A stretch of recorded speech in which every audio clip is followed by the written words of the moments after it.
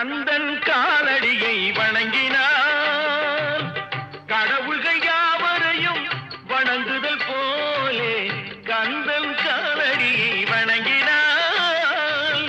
கடவுள்கள் யாவரையும் வணங்குதல் போலே கந்தன் காலடியை வணங்கினான்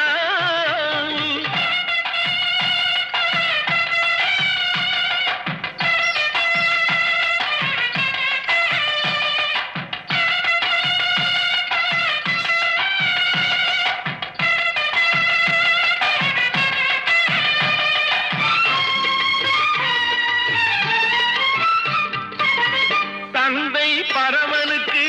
சிவகுருநாதன் தாயார் பார்வதியின் சக்திதானே வேலன் சிவசக்திதானே வேலன்